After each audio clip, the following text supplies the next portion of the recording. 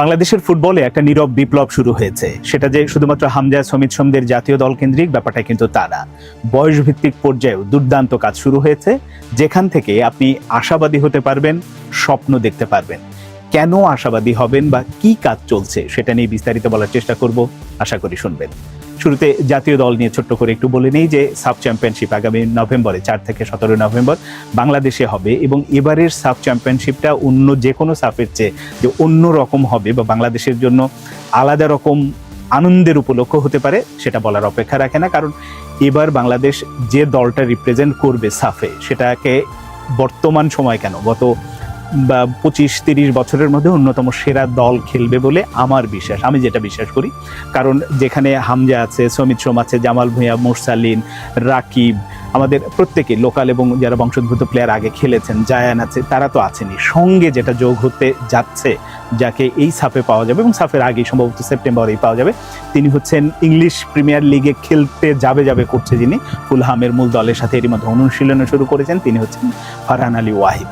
ফারহান আলী ওয়াহিদ বাংলাদেশ দলের সাথে যুক্ত হওয়া মানে শুধুমাত্র একজন বড় তারকা না, দলের শক্তি কতটা বাড়বে যারা ফুটবলের খোঁজ খবর রাখেন তারা প্রত্যেকেই বুঝতে পারছেন। তো তাকে যদি পাওয়া যায়, বাংলাদেশের গোল খরা বা গোল করার যে ব্যাপারটা, মানে আমাদের দুশ্চিন্তা যে আমাদের সব পজিশনে ভালো হয় কিন্তু গোলটা শেষ পর্যন্ত করতে পারে না, সেই দুশ্চিন্তাটা দূর হবে।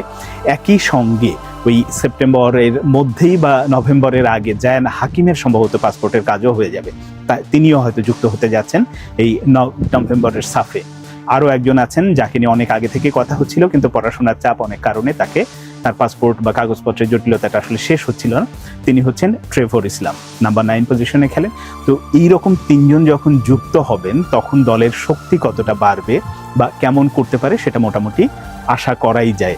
হ্যাঁ, দিন শেষে হয়তো রেজাল্ট বাংলাদেশ চ্যাম্পিয়ন হয়ে যাবে, আগে থেকে তো আপনি বলতে পারবেন না, এটা বলা সম্ভব না। অনেক ভালো দলও কোনো টুর্নামেন্টে ভালো নাই করতে পারে, কিন্তু বাংলাদেশ যে একটা ভালো দল নিয়ে এবার সাফে অংশ নেবে সেটা নিয়ে কোনো রকম সন্দেহ নাই। এটা তো জাতীয় দলের কথা বললাম। এবার একটু বয়স ভিত্তিক পর্যায়ে আসি, যেটা যশোরের শামসুল হুদা একাডেমিতে এএফসি অনূর্ধ্ব 20 এশিয়ান কাপ বাছাই পর্বকে সামনে রেখে ক্যাম্প শুরু হয়েছে।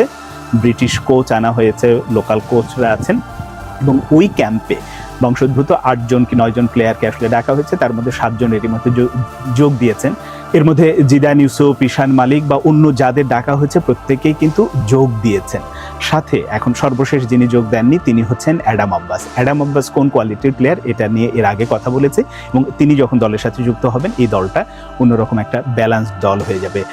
একই সঙ্গে যারা এসেছেন তাদের পারফরমেন্সে এখন পর্যন্ত বাংলাদেশ দলের কোচিং স্টাফ বলি বা যারা আছে মোটামুটি সন্তুষ্ট, আশাবাদী হচ্ছেন। এখন সেটাও যে আসলে শেষ পর্যন্ত ফলাফল বাংলাদেশ মূল পর্বে কোয়ালিফাই করবে কিনা সেটা পরের বিষয়, কারণ ওখানে অপোনেন্ট হিসেবে আছে ইন্ডিয়া আছে, সিরিয়া আছে, উজবেকিস্তান আছে।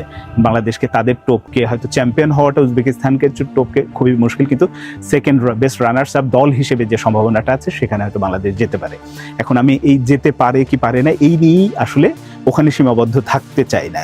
আমি আশাবাদী হওয়ার কথা কেন বলছি, কারণ এই জামাল ভুঁইয়া বলেন, হামজা চৌধুরী বলেন, সমিত সোম বলেন, যারা খেলছে তাদের কাছ থেকে তো আপনি খুব বেশি দিন সার্ভিস পাবেন না, কারণ তাদেরও একটা বয়সের লিমিটেশন আছে, পারফরমেন্সে ঘাটতি পড়বে। তো ফলে যেটা হচ্ছে যে আপনার একটা যদি ভবিষ্যতের কথা চিন্তা করেন, ভবিষ্যতে স্বপ্ন দেখতে চান, তাহলে মজবুত একটা পাইপলাইন দরকার এবং সেই জায়গাটাতেই যেহেতু এগুলো কাজ হচ্ছে, যাদের নিয়ে আসা হচ্ছে, সেখান থেকে আপনি স্বপ্ন দেখতে পারেন। এই স্বপ্ন দেখার কথা বা এএফসি এশিয়ান কাপ অনূর্ধ্ব 20 বাছাই পর্বে যখন ভালো করার কথা বলছি তখন কিন্তু একটা আবার দুশ্চিন্তাও আছে।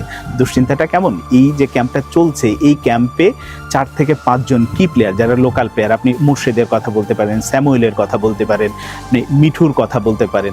তো এই রকম যারা প্লেয়ার আছে তাদের কিন্তু এখনো বসুন্ধরা কিংস এবং ফর্টিজ এফসি তারা ছাড়েনি। তারা বলেছে ওই যে ফিফার যে নিয়ম বা এত ঘন্টা আগে ছাড়বে, এতদিন আগে ছাড়বে, এই কারণে এখন পর্যন্ত ছাড়েনি। কিন্তু যিনি ব্রিটিশ কোচ আছেন এই অনূর্ধ্ব 20 দলের, তিনি খানিকটা নাখোশ। যদি শেষ পর্যন্ত আসলে তাদেরকে না ছাড়ে তাহলে শেষ পর্যন্ত তাদেরকে ছাড়াই, মানে যদি এই সপ্তাহ মধ্যে আসলে তাদেরকে তিনি না পান, অত বেশি না দেখে তাদেরকে ছাড়াই তিনি দল নিয়ে যাবেন। এবং সেটা হলে বাংলাদেশ দলের জন্য এই দল নিয়ে যখন আশাবাদী বা আশার কথা শোনাচ্ছি সেটা কিন্তু একটা বড় ঘাটতি হিসেবে থেকে যাবে যদি তাদেরকে না ছাড়ে। আমি জানি না দিন শেষে, হ্যাঁ ফর্টিজের এশিয়ান কাপের খেলা আছে কিন্তু বসুন্ধরার কিছু নেই, এখন কোনো লিগ চলছে না, খেলা চলছে না, তো কেন ছাড়ে না? হ্যাঁ, নিয়মের বেড়াজালে তো আপনি নিয়ম কখনো কখনো কিছু কিছু ক্ষেত্রে স্যাক্রিফাইস করতে হয়, সেটা করছে না কেন আমি জানি না। সেই কারণে আমার কাছে মনে হয়েছে যে এত ভালো দিকের মধ্যে খারাপ দিক ওটাই যে শেষ পর্যন্ত এএফসি এই এশিয়ান কাপ বাছাই পর্বে যদি বসুন্ধরা কিংস এবং ফর্টিজ তাদের খেলোয়াড়দের না ছাড়ে তাহলে একটা ঘাটতি নিয়ে কিন্তু যাবে, যেটা বাংলাদেশ দলের একটা দুর্বলতা হিসেবে থেকে যাবে। তারপরেও ওই যে আশাবাদী হওয়ার মতো শুরুতে যেটা বললাম যে যারা বংশোদ্ভূত প্লেয়ার এসেছে, জাতীয় দল বলি বা বয়সভিত্তিক পর্যায়ে বলি, এখান থেকে একটু যদি যেভাবে কাজ হচ্ছে এখন, টমাস ডুলি এই দলটার সাথে নিয়মিত যোগাযোগ রাখছেন, নিজেও দেখভাল করছেন, ওখানে ব্রিটিশ কোচ আছে, তো এই দুজনের সমন্বয়ে বয়সভিত্তিক পর্যায়ে থেকে খেলোয়াড়গুলোকে কিভাবে তিনি আবার জাতীয় দলে অ্যাকোমোডেট করবেন, এই ব্যাপারটা যদি কাজগুলো চলতে থাকে এবং যেভাবে চলতে থাকলে সত্যিকার অর্থে বাংলাদেশের ফুটবলে যে একটা ইতিবাচক পরিবর্তন আসতে যাচ্ছে তাতে কোনো সন্দেহ নেই।